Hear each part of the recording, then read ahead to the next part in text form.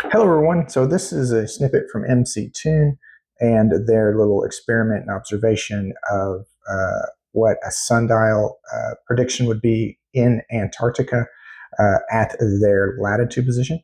So this is kind of showing the shadow going from a long shadow to a short shadow back to a long shadow.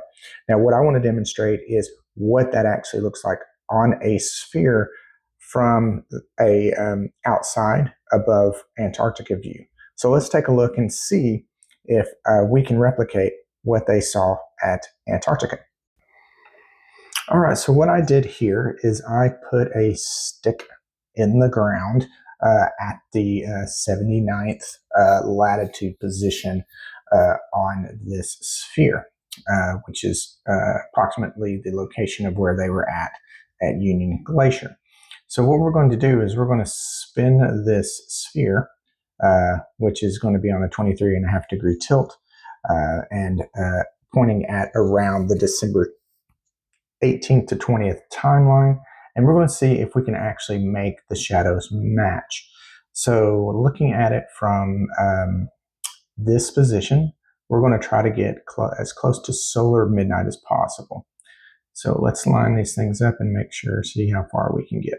Okay, so around solar midnight, what you're going to notice is that the shadow is very long, okay? A very long shadow due to the fact of its position relative to the sun with the tilt. Now, as we move this, orbit this position of the stick, you see that the shadow actually becomes smaller. So it goes from a larger shadow down to a smaller shadow. And as we go towards solar noon, around the time where they're at, right around this area, you're going to see that the shadow is now much smaller. Now, when they start to come back up into this direction here, right, we'll stop it. You start to see the shadow getting bigger. Now, again, when it goes back all the way up to around solar midnight, you see the shadow getting much longer. So let's kind of look at it from this view to see if we can watch the shadow go from long to short to the shortest, and then get longer as it goes up. Okay, just kind of take a look at that, and we can just pause it at various times. See if I can get this camera closer. We can get it a bit closer here. You can see the shadow there, and then towards solar noon, the shadow is going to be at its smallest. And then as it gets back up, it starts going back up. It's going to get longer and longer till it's at its longest at solar midnight. So this matches what they observed happening in Antarctica during that time frame.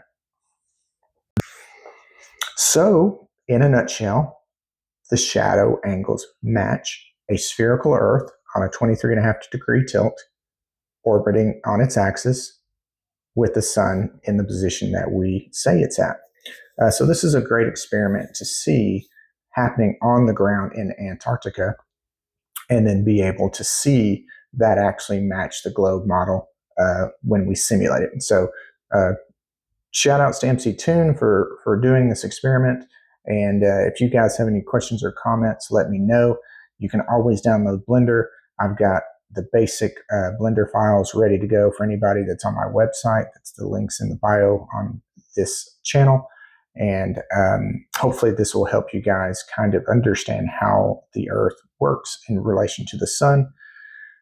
And maybe you'll learn something.